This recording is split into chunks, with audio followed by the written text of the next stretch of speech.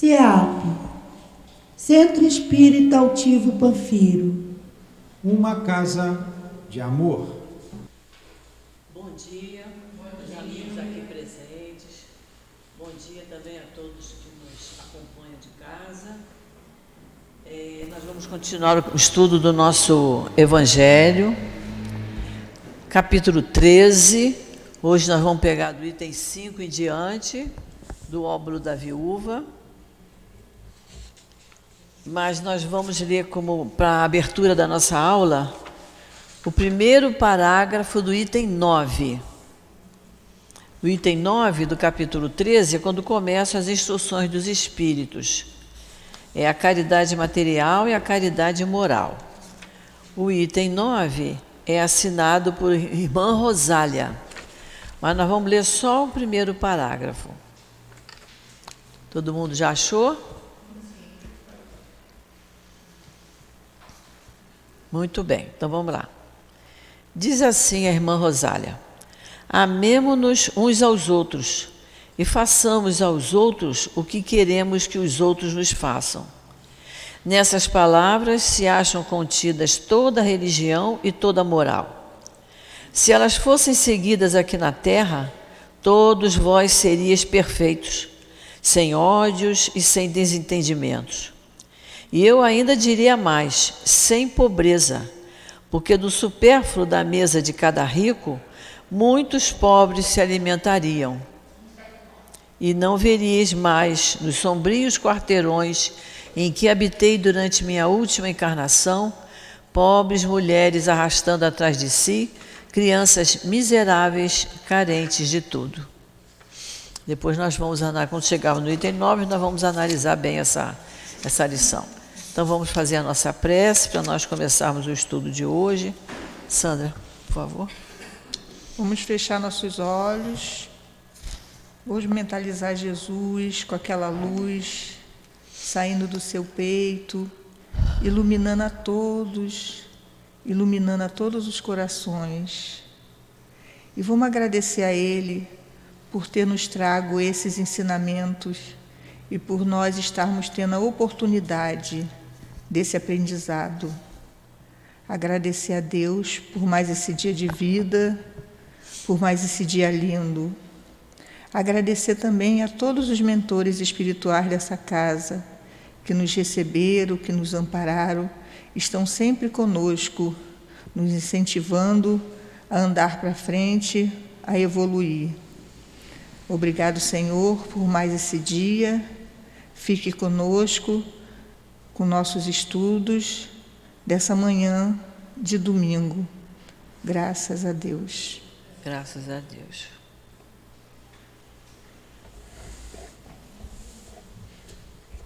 Então vamos lá. O óbolo da viúva é o item 5. Vamos observar bem essa passagem que está no Evangelho de Marcos e de Lucas. Vamos lá, Sandra. Estando Jesus sentado em frente ao gasofilácio, observava de que maneira o povo ali ofertava dinheiro, e viu que muitos ricos o ofertavam com abundância. Viu também uma pobre viúva que ali deixou somente 2 pequenas moedas, que valiam 1/4 de um asse.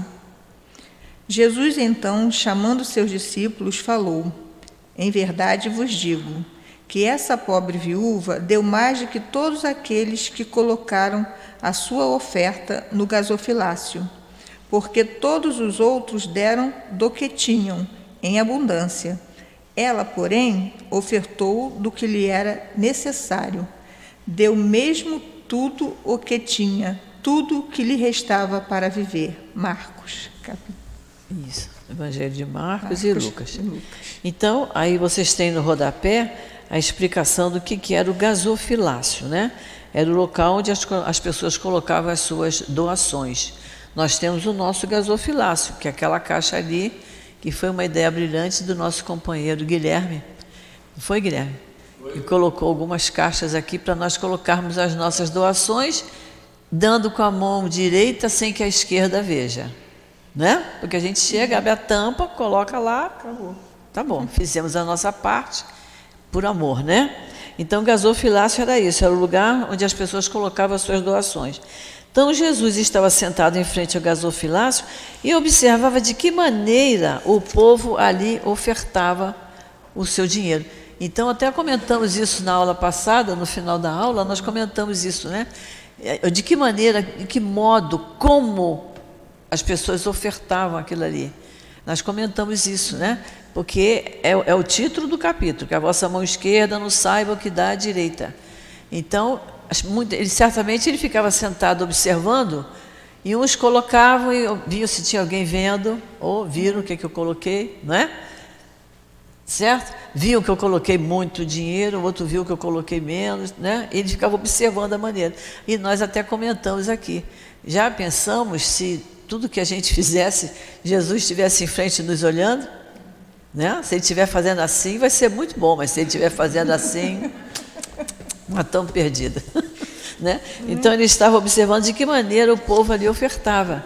E ele viu que os ricos ofertavam com abundância, eles eram ricos. Podiam colocar muito ali, né?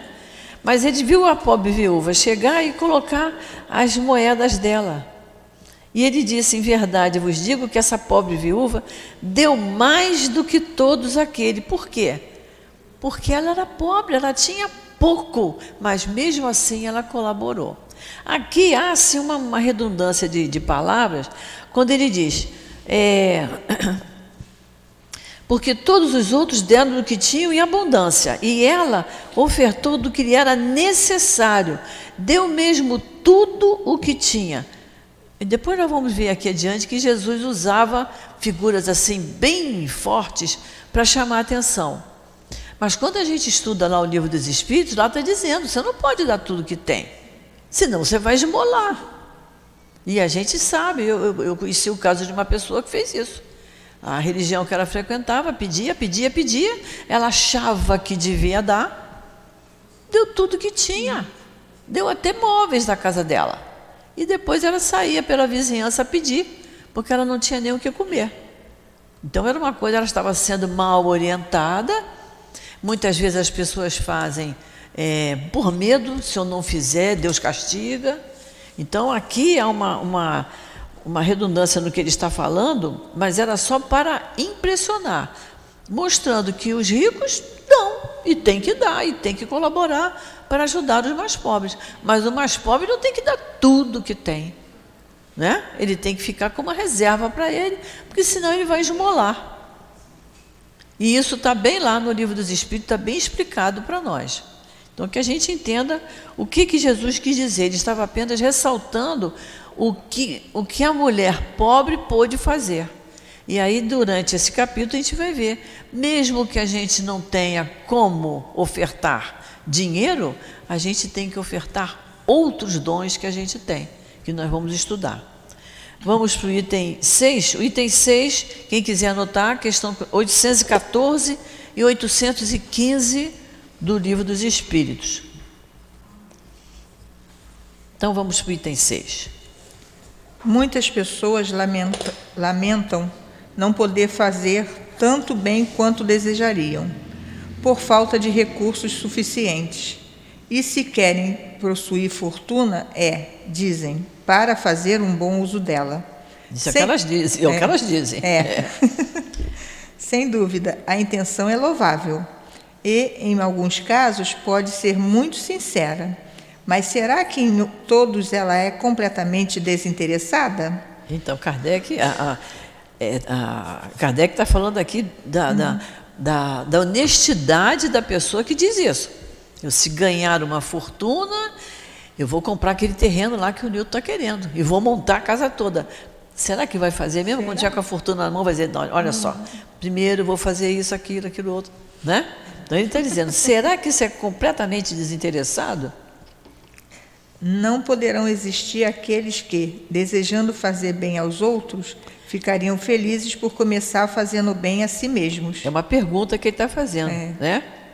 Usufruindo algumas alegrias a mais, conseguindo um pouco do supérfluo que lhe falta, sobre a condição de dar o resto aos pobres? É isso aí. Primeiro, quem sabe se primeiro ele vai dizer, primeiro eu vou trocar de casa, trocar de carro, né? vou viajar, depois o que sobrar eu dou.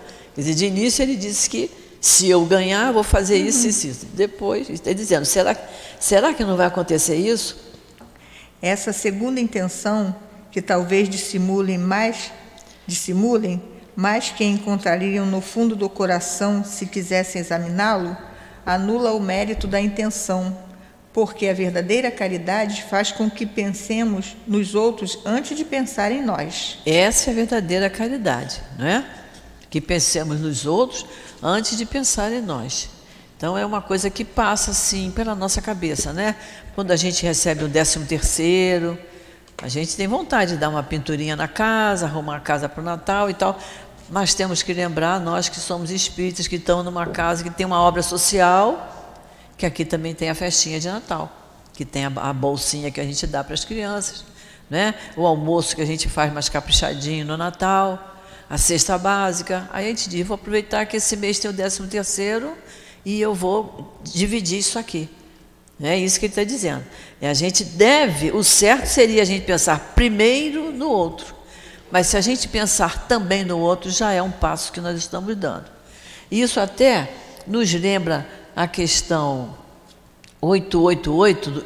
Esse capítulo todo lembra a questão 888 do Livro dos Espíritos, que eu vou ler só um pedacinho para vocês.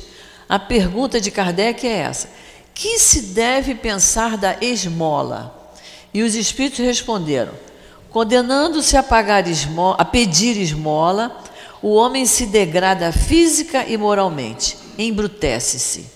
Uma sociedade que se baseie na lei de Deus e na justiça deve prover a vida do fraco, sem que haja para ele humilhação. Deve assegurar a existência dos que não podem trabalhar, sem lhes deixar a vida à mercê do acaso e da boa vontade de alguns.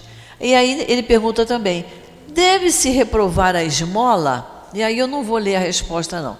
Mas muita gente diz assim, a esmola é muito fácil. A esmola é a maneira mais fácil da gente fazer caridade, né? A gente para ali no sinal, vem a criança, pede, você compra a balinha dela ou dá um dinheirinho e se livrou daquilo. É uma maneira fácil. Mas tem gente que não faz nem isso. Então a esmola é o primeiro impulso da alma. Então um pouquinho que a gente dê, a gente está começando.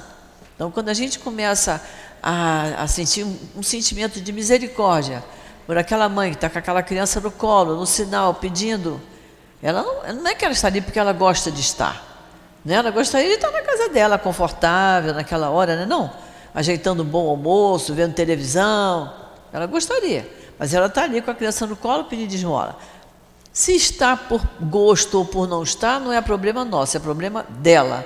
Se pode ajudar, como disse São Luís, se pode ajudar, ajuda. Se não pode ajudar com muito, ajuda com pouco. Mas a esmola é o primeiro impulso da alma. Então, aquele que não dá nem esmola, aquele que está perdendo, está deixando passar o tempo sem fazer alguma coisa. Agora, quanto mais a gente puder ajudar, melhor. Por isso que a gente pede sempre aqui, né? Sempre no início de reunião pública, que tem mais gente, a gente pede. Vai no supermercado fazer as suas compras, compra um pouquinho mais de arroz, um quilinho de feijão, um pacote de macarrão, óleo, água sanitária, qualquer coisa. O que trouxer para nós é muito bem-vindo, desde que traga alguma coisa para ajudar a casa, que está sempre precisando.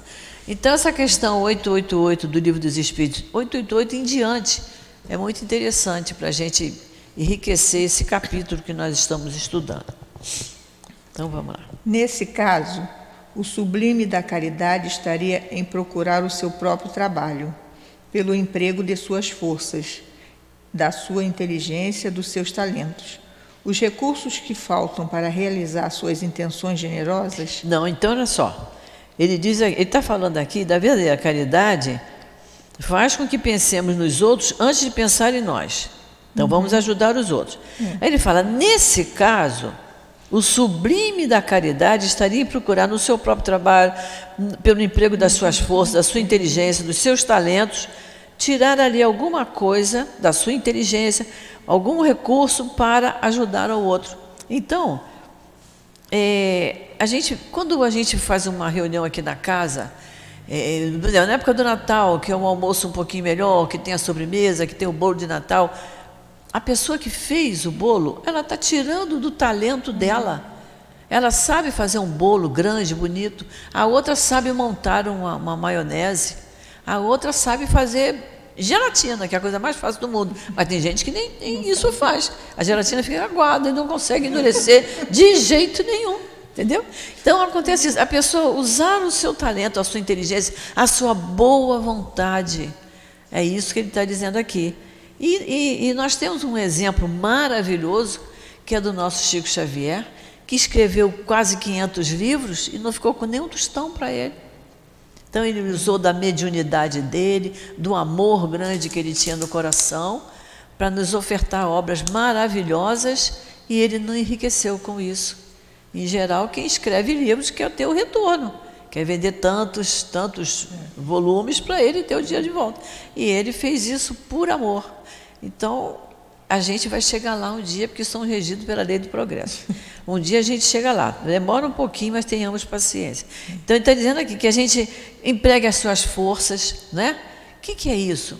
É você sair de casa, é você deixar tudo ajeitado, né?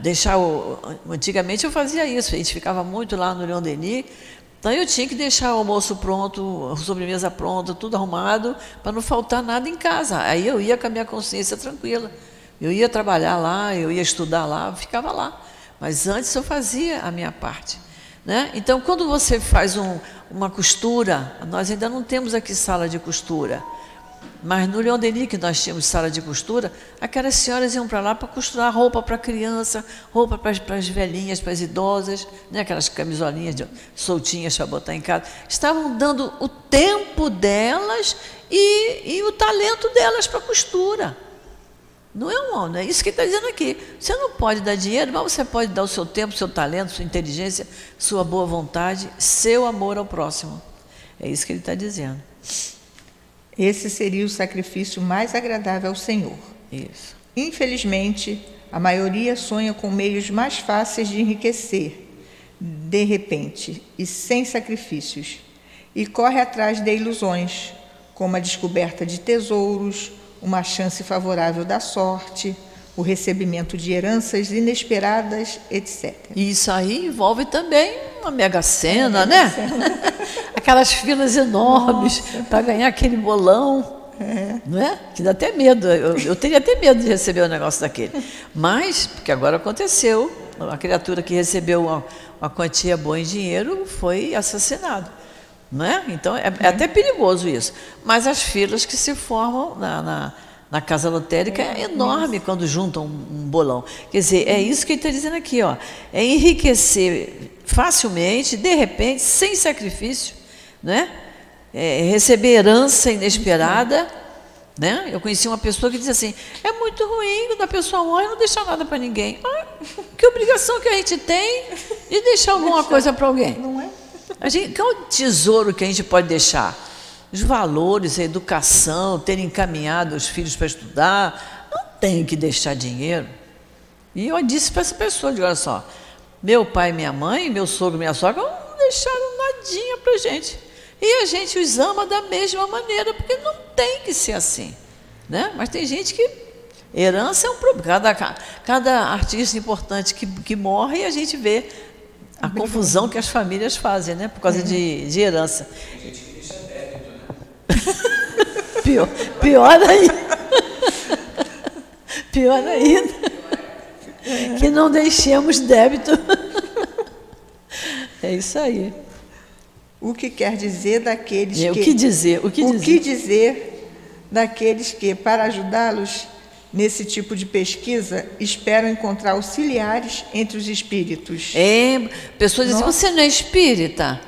Faz uma consulta lá para ver quais são os números que vão ser sorteados. Pelo menos que eu ganhe na quadra, não tem na quadra? Não tem na quadra. Pelo menos. Olha só, isso que está dizendo aqui. Olha, Kardec, naquela época, despertando para isso. E acontece isso. As pessoas dizem, vocês deviam saber, podiam perguntar isso. Evidentemente, não conhecem nem compreendem o objetivo sagrado do Espiritismo. Objetivo sagrado do Espiritismo. e ainda menos a missão dos espíritos, a quem Deus permite que se comuniquem com os homens por causa disso. São punidos pela decepção.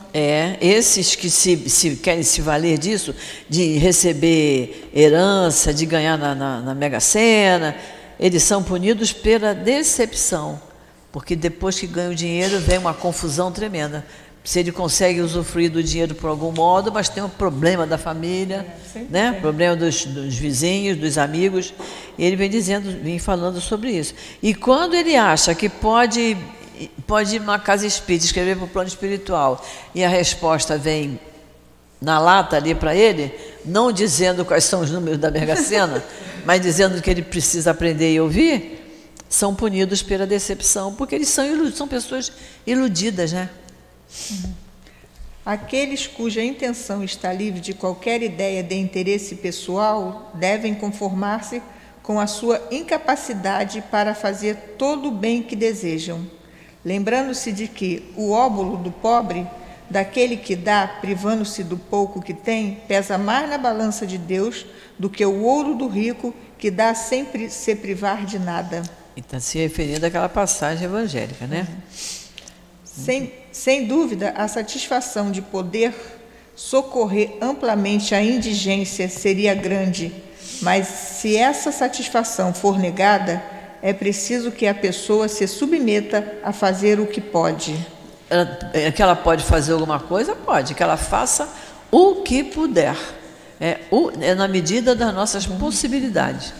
Né, Luiz? O que a gente faz, o que a gente pode, dentro das nossas possibilidades.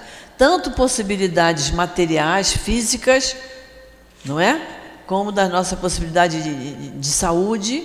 Por exemplo, eu, quando era mais nova, eu e o marido, a gente ia muito ao centro, ficava lá, os estudos no Leão Denis, era domingo o dia inteiro, de 8h30 da manhã às 5 da tarde. A gente ficava lá, não tinha problema nenhum. Agora, se me botar sentada numa cadeira de 8, depois eu não levanto. Não tem condição, porque eu vou ficar enrijecida ali completamente. Então, a gente faz tudo dentro das nossas possibilidades. Desde que aquilo pouquinho que eu faça com amor, tá bom demais.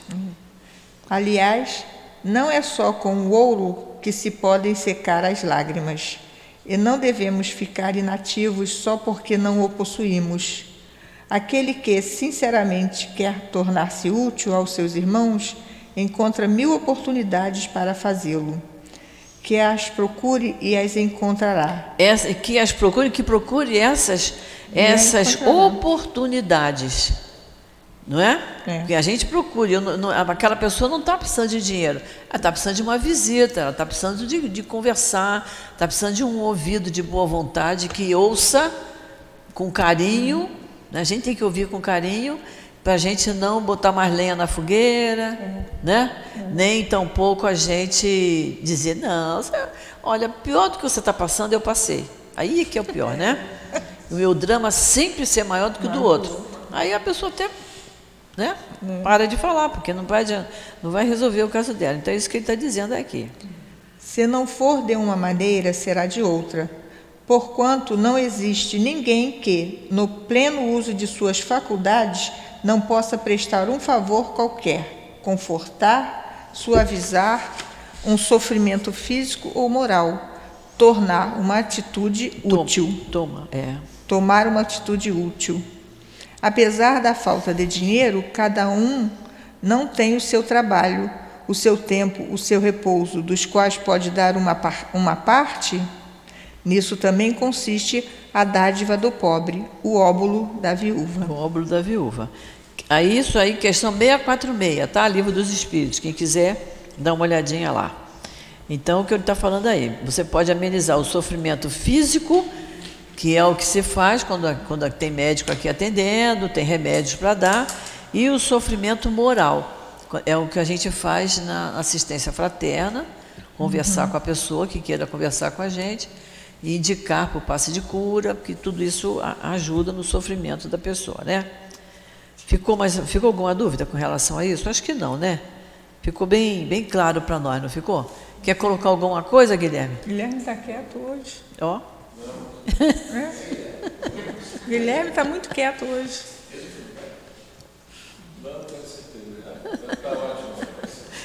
Muito bem. Então vamos lá. Então vamos lá. Eu estou deixando a Sandra ali, eu quase não estou podendo, porque o meu livro, eu já comprei assim, tá, gente? Não sei o que aconteceu, que ele já veio ser um pedaço. Mas está tudo escrito aqui nas margens. Então vamos passar para o item 7, que é convidar os pobres e os estropiados. Outra coisa que vai ter uma explicação de Kardec que nós vamos entender.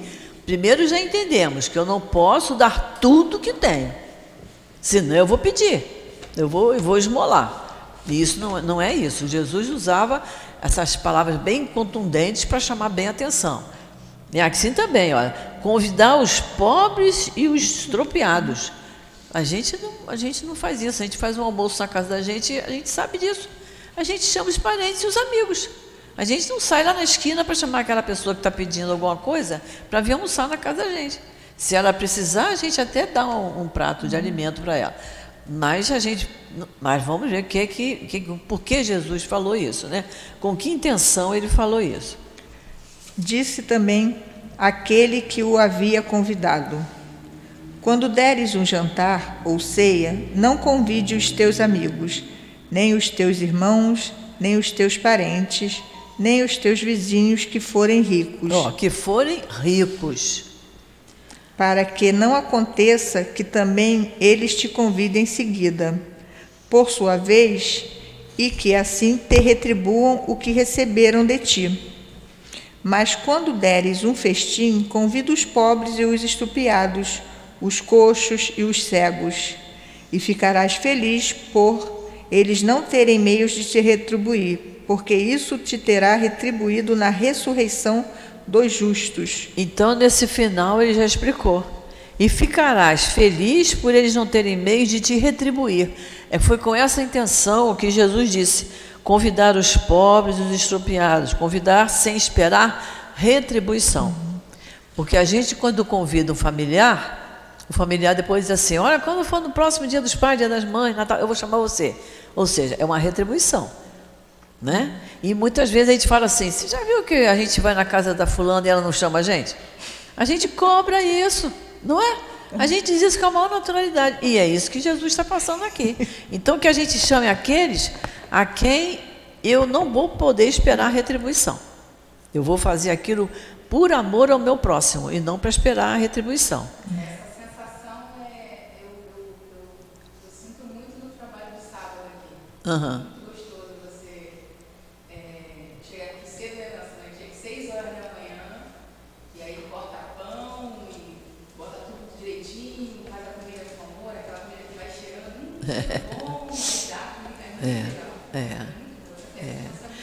Uns dizem para você: a comida hoje está legal, está cheirando. Outros comem e vão embora, não falam nada.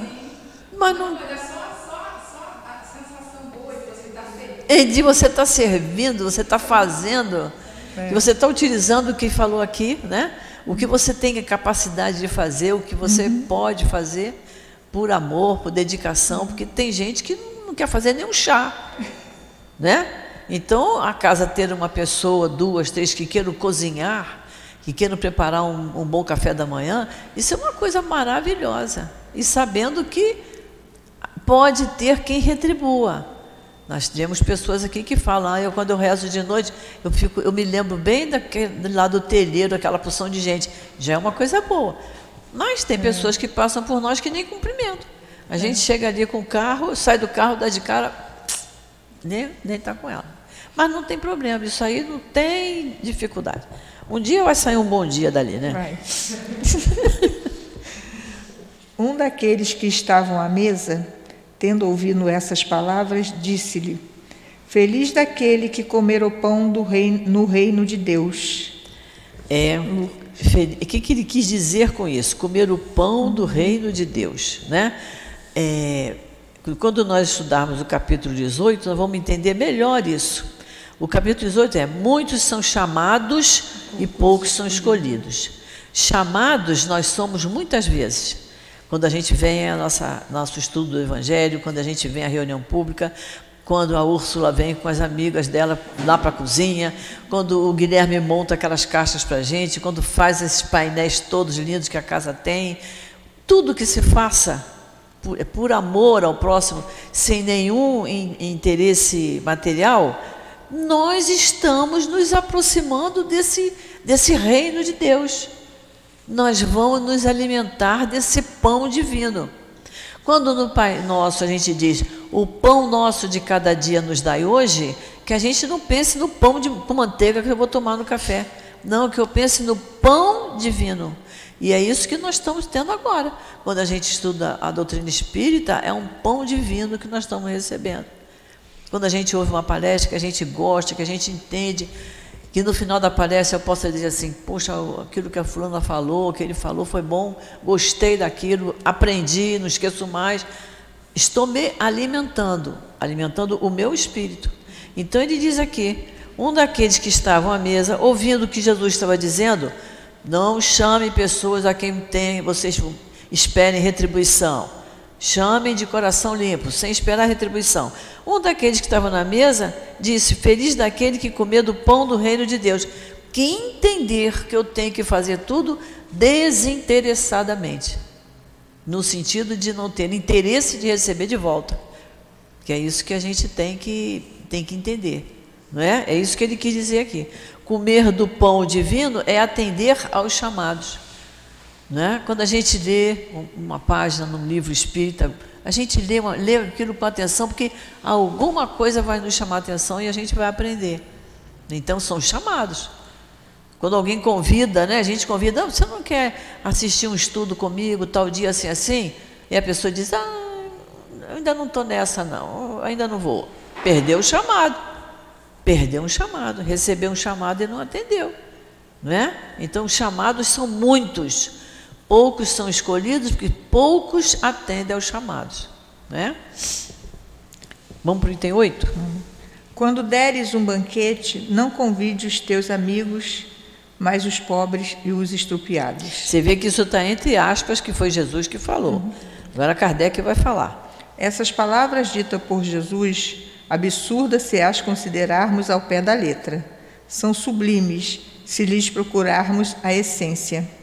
Jesus não pôde ter querido dizer que, em lugar dos amigos, ele deveria reunir à sua mesa os mendigos da rua. Sua linguagem era quase sempre figurada, e, aos homens incapazes de compreender os delicados matizes do pensamento... Os delicados matizes do pensamento. Então, ele tinha que falar desse jeito aí, ó. Jesus falava com imagens fortes que produziam o efeito das cores vivas. Não é verdade? É isso? Ele falava que as cores vivas nos chamam a atenção. Eu fico imaginando, quando não havia televisão a cores, a gente vê, como hoje tem um canal, acho que é 66, que passa da NET, que passa filme antigo, em preto e branco. A gente não tem prazer de ver aquilo, porque é em preto e branco. Quando você pode ver um filme colorido.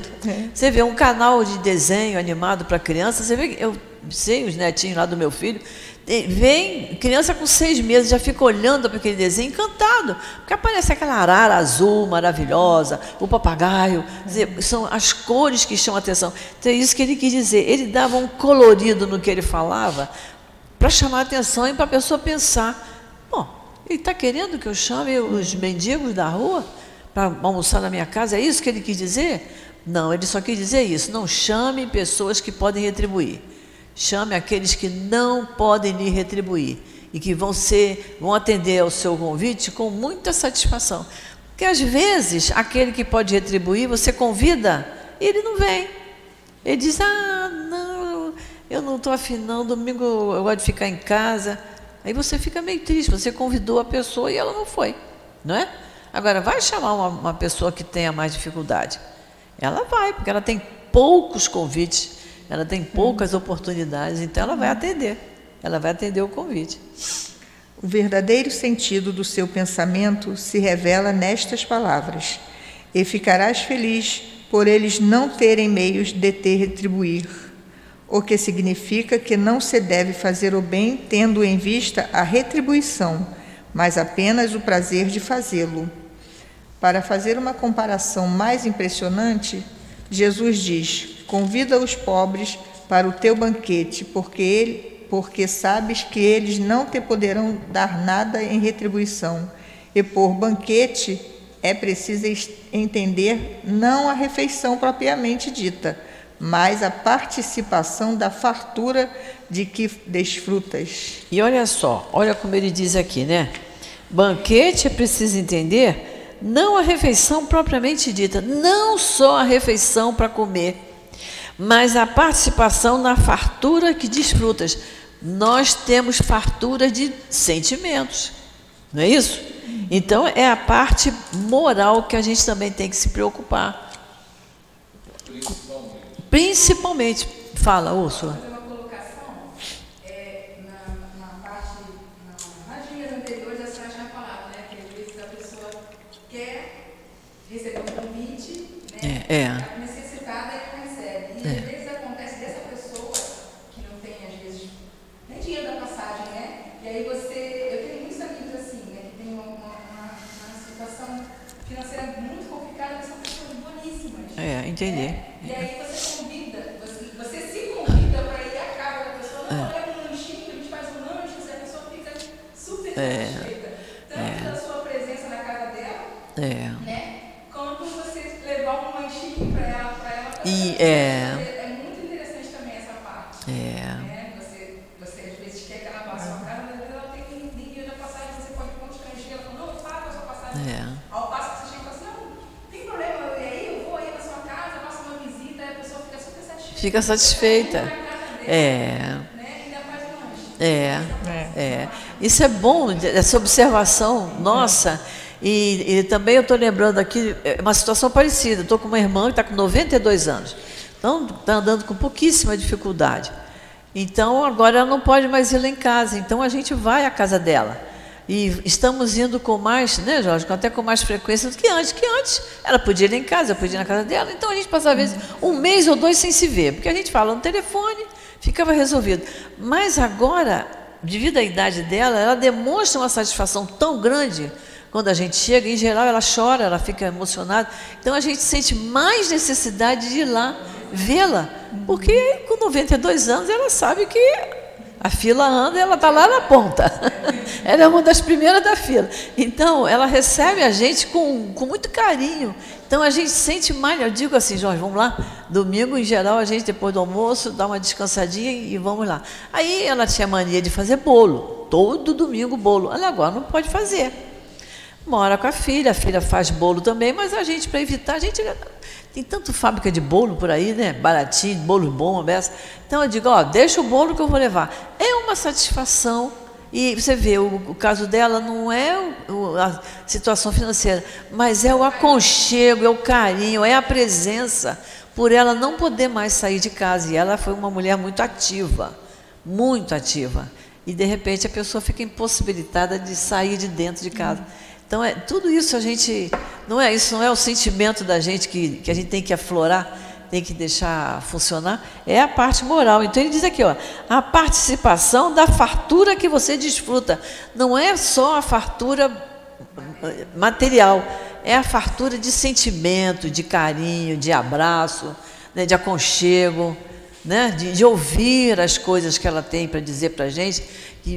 Ela lembra de música que ela cantava em garotinha, ela é mais velha do que eu, 12 anos, então eu lembro também, mas ela lembra da letra toda, e a gente fica encantado de ver a memória dela ainda funcionando, né? E a alegria dela de nos receber. Não é tão bom isso?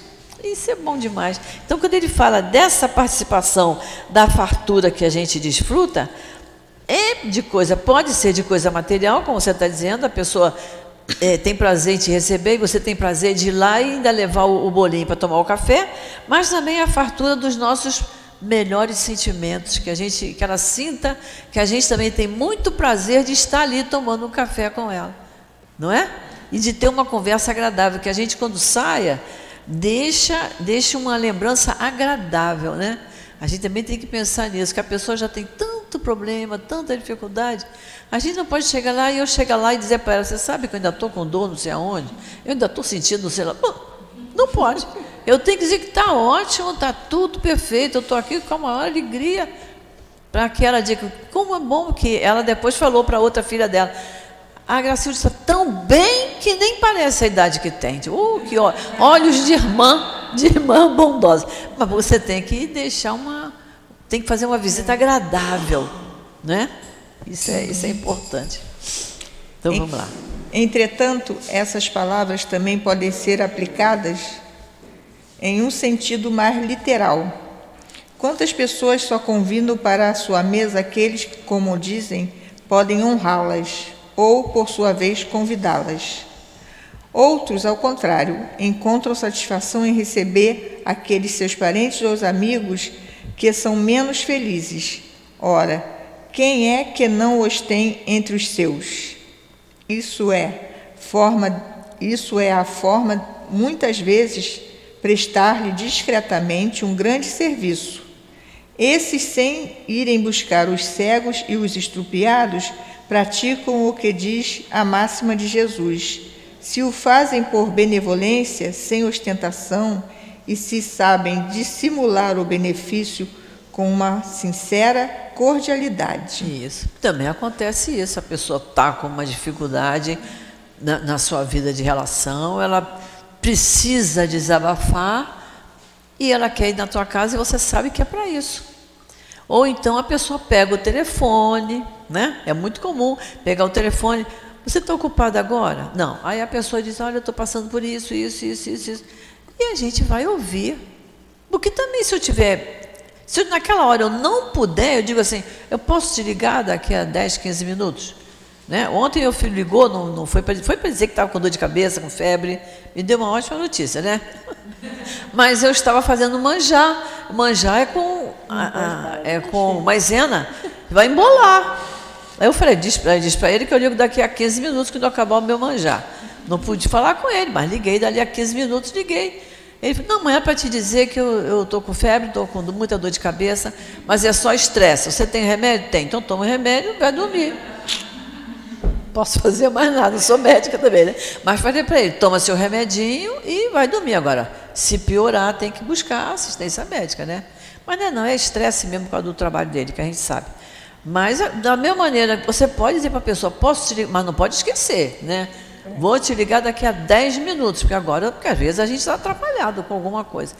Voltar e lembrar, e a pessoa vê que você lembrou dela, você não esqueceu dela. É a consideração, né? Bom, do item 9 em diante, são as instruções dos espíritos, que nós lemos um pedacinho. Essa primeira mensagem é da irmã Rosália. Vamos ler, porque é muito bonito isso. Amemo-nos uns aos outros e façamos aos outros o que queremos que os outros nos façam. Nessas palavras se acham contidas toda a religião e toda a moral. Toda religião e toda moral. A religião que não nos aproxima de Deus não é boa. Está escrito no Evangelho. Não é isso? E daí está contido toda a moral, porque se nós nos amarmos no sentido de nos respeitarmos, nós temos dificuldade ainda de nos amarmos verdadeiramente. Nós ainda não sabemos empregar o amor como Jesus empregou para nós. É isso? Mas a gente está tentando. Quando a gente respeita o companheiro, quando a gente é carinhoso, é atencioso, na maneira como a gente fala e como a gente ouve, já é uma demonstração de amor. Estamos num grande treinamento, não é isso? Então, se a gente amar aos outros e fazer os outros aquilo que gostaria que os outros fizessem conosco, estamos no caminho certo. Não é isso? Se eu estiver fazendo uma coisa errada e a pessoa chegar para mim aos gritos, você não está vendo? Me afasta daquela pessoa. Eu quero distância dela. Mas se me chamar, como diz o Evangelho, me chamar em particular, né? E dizer, olha só, vamos acertar um negócio aqui que eu acho que não está muito bom, não está correndo muito bem. Não era melhor a gente fazer assim? É outra maneira de falar, né? Que às vezes as pessoas têm dificuldade de aprender isso, mas todo mundo chega lá. Então ele diz, nessas duas questões do amar, amemos uns aos outros e fazer os outros querendo que os outros nos façam, aí está contida toda a religião cristã, toda a moral cristã, que é o que Jesus nos pregava, né? Se elas fossem seguidas aqui na terra, todos vós seríeis perfeitos, Por isso que não somos. sem ódios e sem desentendimentos. E eu ainda diria mais, sem pobreza, porque do supérfluo da mesa de cada rico, muitos pobres se alimentariam, e não veríeis mais, nos sombrios quarteirões em que habitei, durante a minha última encarnação, pobres mulheres arrastando atrás de si crianças miseráveis e carentes de tudo. Isso, é a irmã Rosália falando, né? Ricos, pensai um pouco em tudo isso, ajudai os infelizes o mais possível, auxiliai para que um dia Deus vos retribua o bem que tiverdes feito, para que encontreis ao deixar de vosso invólucro terrestre um cortejo de espíritos agradecidos que vos receberão a entrada de um mundo mais feliz. De um mundo mais feliz. Se pudesses imaginar a alegria que sentir ao encontrar no além aqueles a quem pude ajudar na minha última encarnação. Se nós pudéssemos imaginar isso, né? É. A alegria ao encontrar aqueles a quem ela pôde ajudar, né? Aquelas pessoas agradecidas, agora aqueles a quem ela repeliu, não receberam ela muito bem, né? Como é na nossa vida comum aqui, né? Você dá uma resposta áspera para uma pessoa, ela já passa por você já de lado. Agora, se você trata bem, ela te cumprimenta, tem prazer de falar com você. Amai, pois, o vosso próximo, amai-o como a vós mesmo, porque agora já sabeis que esse infeliz que estáis repelindo talvez seja um irmão, um pai, um amigo que afastais para longe de vós. E então, ao reconhecê-lo no mundo dos espíritos, que imenso será o vosso desespero. Gente, isso aqui é para nós espíritas prestarmos atenção. Isso é seríssimo. Olha, amai o próximo como a vós mesmo, porque agora já sabeis que esse infeliz que eu repeli, que eu distratei, pode ter sido meu irmão numa outra encarnação, pode ter sido um pai meu, ou um amigo, né? Então, quando eu o reconhecer no mundo dos espíritos, como grande será o meu desespero. Porque aí não adianta dizer assim, mas eu distratei, porque eu não sabia que ele tinha sido meu pai. Eu não sabia, porque nós estamos no esquecimento do passado. Isso é para dizer que eu não posso distratar ninguém, eu não posso receber mal ninguém, eu tenho que ser caridoso. É um sentimento de caridade quando você recebe bem a pessoa, quando você ouve a pessoa, quando você trata a pessoa com carinho, com respeito. Respeito. Fala, Luiz. E esse é o primeiro mandamento, né? Amar a Deus sobre todas as coisas, com todo o teu coração, com todo o teu entendimento, e ao próximo como a ti mesmo. Ao próximo como a ti mesmo. E que vai também ao encontro do número 8, que é convidar os pobres e os expropriados. Será que se eu convidar alguém tendo segundas intenções, eu estarei querendo que fizessem isso comigo? Quando eu for convidado para alguma assembleia, se eu sentir que estou me convidando com segundas intenções, e não pelo que realmente eu sou e quem eu sou, não é bom, né? Não, claro então, que a gente faça isso também com o outro, em todas as situações. Em todas as situações, né? Que a gente é para convidar que tenha um motivo bom, um motivo justo, uma coisa certa, e não com segundas intenções. Não é? É isso mesmo que ele está dizendo aqui. E, diga. Há algo bastante curioso na forma, inclusive, de nos cumprimentarmos quando a gente conhece uma pessoa. Eu, há algum tempo, me prestei atenção nisso e mudei a minha forma de cumprimentar. Hoje eu não digo mais muito prazer. Hoje eu cumprimento as pessoas dizendo: você tem o meu respeito. Porque o prazer é efêmero. O respeito, ele será para sempre. Uma conquista já, né? Exatamente, porque é como nós conversamos ontem. Existem duas plataformas, né? Uma que eu confesso as minhas coisas à sociedade, em que eu através do prazer, busco me destacar, e uma outra plataforma que é norteada pelo respeito e, consequentemente, pelo amor, que você confessa as suas coisas a Deus. Portanto, nesse sentido, você nunca terá que prestar contas a ninguém. Você prestará contas a Deus, que está sempre disposto a te ouvir, uma vez que nos amou primeiro. Isso é muito sério, né? Quando a gente tem... isso mostra que a gente pode mudar a maneira de falar, a maneira de encarar as coisas de acordo com o nosso entendimento e com a nossa evolução. Porque essa forma ela vai alimentando um modo operando incorreto naquilo que a vida espera da gente, no sentido real humano. Se a gente ficar nessa plataforma cristã em que presta conta para a sociedade, a gente vai ficar como o cachorro que fica rodando. Isso, exatamente. E você sabe que você falando disso me lembrou uma situação. A gente, quando recebe uma visita assim inesperada, que não deu tempo de você arrumar a casa, né? Hein, companheira? Quando a gente recebe uma visita assim inesperada, que não deu tempo da gente dar uma limpada na casa, uma arrumada, a gente fala assim, não repare não, certo?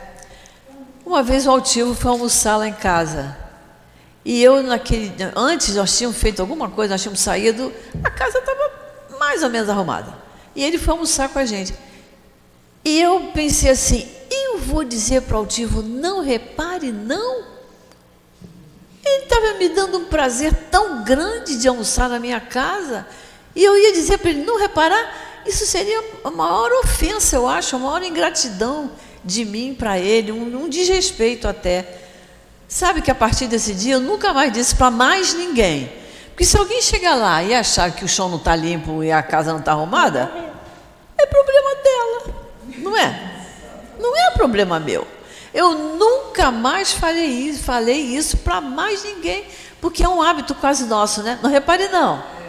Pode entrar, não repare não. Mas quando eu estava esperando ele chegar, eu falei, não posso falar isso para ele. Porque ele não é só hoje que a minha casa não está limpa. Todos os dias está limpa e maravilhosa, só hoje, né? Mas eu falei, eu não posso dizer isso para o Altivo, mas de jeito nenhum. Aí eu falei, eu não posso dizer para ele, não posso dizer para mais ninguém isso. Não posso, porque a preocupação nossa, que nós estávamos falando ontem, né, Guilherme? A preocupação nossa é com os outros. O que é que os outros vão achar de mim? O que é que vai achar qual observação que vai fazer? E isso não está importando. O ideal é que a gente esteja com a casa sempre limpa, organizada, em ordem. Mas tem aquele dia que você marca um médico 7h30 da manhã, como outro dia, né? Não dá tempo de você jogar uma colcha na cama e sair correndo. Não dá tempo de muita coisa. Acontece isso, mas no normal, o ideal é que a gente disponha de um tempo para se organizar. Porque a gente sabe disso, né? Quando a cabeça da gente não está organizada, as coisas também não estão. A casa, a cozinha, os livros que a gente lê, está tudo bem embaralhado, porque a cabeça está desorganizada. Então a gente tem que se organizar. Mas eu aprendi isso nesse dia. E aí, quando vocês forem à minha casa, eu não vou dizer isso, tá? Prometo. Então, vamos lá. Desejava que compreendesseis bem o que deve ser a caridade moral, aquela que cada um de vós pode praticar, aquela que nada custa de material, mas, no entanto, é a mais difícil de ser praticada. Já analisamos bem isso, né? O que é a caridade moral? É você emprestar os seus ouvidos, é você fazer o bem àquela pessoa, é você ajudar aquela pessoa no que for possível. Ela está chorosa, ela está triste, ela perdeu um ente querido, ela precisa de uma consolação, que a gente dê o ombro amigo, que a gente abrace. Ela não está precisando de dinheiro, ela está precisando de amigo, de um irmão para conversar, e que a gente esteja sempre disponível, né? A caridade moral consiste em se suportar uns aos outros, e é o que menos fazeis nesse mundo inferior em que estáis encarnado neste momento. Ficou assim meio áspero isso, né? A caridade moral consiste em você suportar uns. Suportar é você só não pode se desfazer porque não pode, não é isso? Mas olha só o que ele fala. se suportar uns aos outros, que é o que menos fazer nesse mundo inferior em que estás encarnado. O que é suportar? É você entender que o outro não pensa igual a você. Não entende as coisas como você entende. É o olhar da pureza, né? E é o olhar do que você falou também, do respeito também. Respeitar o outro.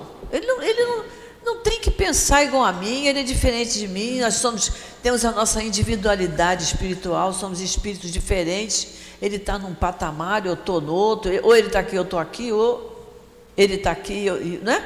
Não sabemos em que situação estamos.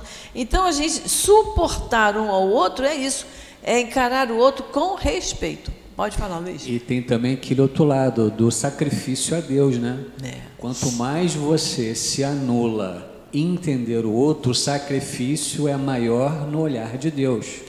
Então seremos todos bem-aventurados ao chegar lá pelo sacrifício feito aqui. Pelo sacrifício, exatamente. Porque é um sacrifício você conviver com alguém diferente de você. Porque se você é limpo, o outro não é ruim. É ruim. Se você é educado, o outro não é ruim. Se você se porta bem à mesa e o outro não, é ruim. E quando a gente se anula e entende o outro, é um sacrifício muito grande. É um sacrifício. É muito grande. Não é fácil. Assim como nas relações entre homem e mulher, casados, o homem que atura a mulher é um cara de gente boa. E a mulher que atura o homem... Vocês não podem deixar passar isso. Só falando de mim, agora eu falei da mulher. Ele é um cara que faz um esforço enorme, porque é super difícil, não é? E é um sacrifício aos olhos de Deus, né? E vice-versa. Pensa que vai parar nisso aí? Olha só, estamos na era da igualdade. Eu passei 49 anos escutando que o homem era o cara que fazia problema no casamento. Isso. Agora, a mão é inversa, então seremos iguais até nisso, correto? Pois é. Mas você vê que coisa interessante. Fala, Carmen. Deus não quer que atue, Ele quer que respeite. Pois é. Aturar é outra coisa. Aturar é isso, é uma coisa que você está fazendo com raiva. Eu tenho que aturar porque não tem outro jeito. Pois é. Não tem outro jeito. E isso que é difícil, mas respeitar alguém é muito difícil. Nós somos todos diferentes. Completamente. Dentro de casa já é difícil, imagina na rua. É verdade mesmo. Terça-feira, nós vamos falar isso com mais profundidade, mas tem uma coisa muito interessante nisso. Jesus, ele meio que usa da coerção em função da necessidade que a gente tem de ser sempre recompensado. Jesus sempre usa dessa forma. Você fará isso, será consolado. Você fará isso. Só que quando a gente chega no ponto da consolação, tudo isso dessa forma como a gente enxerga ou suportar, quando você começa a sentir a coisa como um espírito imortal, tudo isso que é pesado deixa de ser. Sim. Por quê? Porque você está agindo como humano. Você passa a ter o olhar da pureza, e quando você olha para o outro, visto que não temos a capacidade de dizer a idade daquele espírito, você olha com um olhar fraterno, com um olhar da amplitude que um dia ele será melhor que você, tão perfeito quanto você, e isso é extremamente generoso consigo e com o outro, porque você passa a se alimentar daquilo que você doa. Então, quando você olha o outro, quando você encara o outro, você vê cintilar a essência divina. E é isso que faz a beleza. A beleza, ela tem essa capacidade de nos elevar sobre esse plano, a planos superiores, para que a gente possa perceber o outro com a grandeza de Deus. Isso é a própria beleza. Né? Então, ele usa essas palavras duras aqui como forma da gente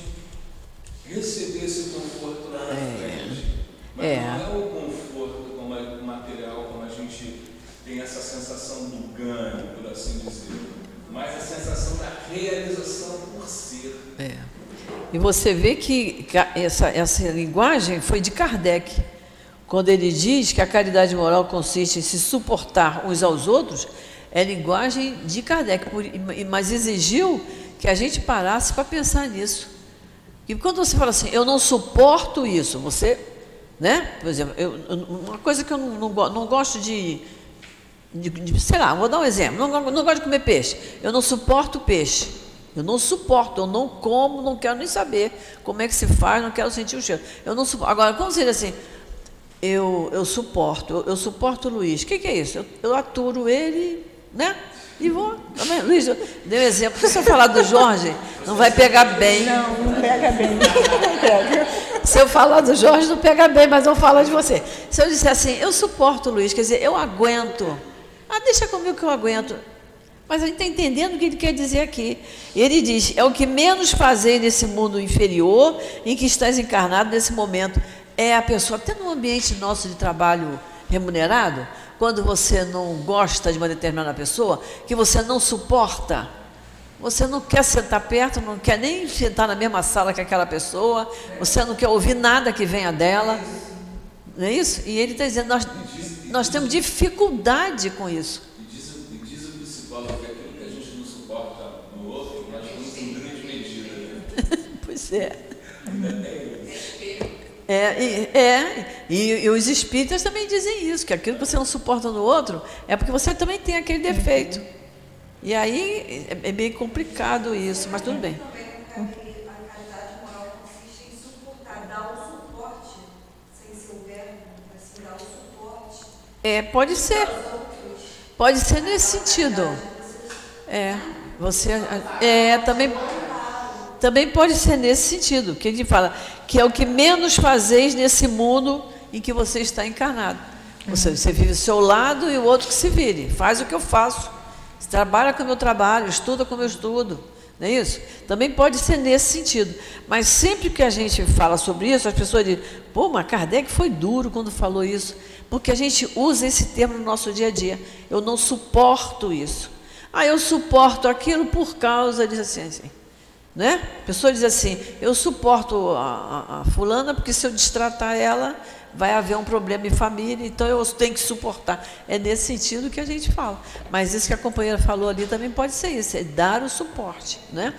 Olha só, está na nossa hora, nós não vamos poder continuar para não passar da hora. Semana que vem, a gente dá novamente uma repassada nesse item 9, porque o 9 e o 10 é sobre isso, e do 11 em diante, são 6 mensagens falando sobre a beneficência. Quer dizer, o assunto é tão importante que Kardec pegou 6 mensagens de espíritos diferentes, dados em locais e em épocas diferentes, para falar sobre esse mesmo assunto.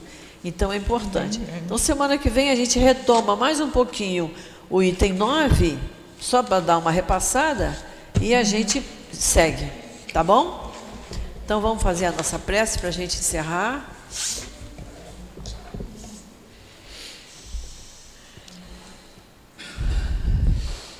Querido Jesus, querido Emmanuel, patrono do nosso curso do Evangelho, nós só podemos agradecer, Senhor, por nos intuir estarmos aqui nesta manhã de domingo, estudando um pouco mais das Tuas lições e das lições desses espíritos amigos que nos falam através do Teu Evangelho.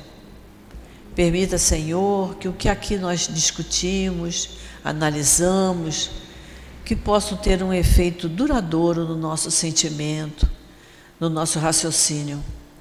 Nós estudamos, Senhor, o Teu Evangelho com a finalidade de aprendermos, de colocarmos em prática, para nos melhorarmos cada vez mais, para melhorar a nossa posição na escala espiritual.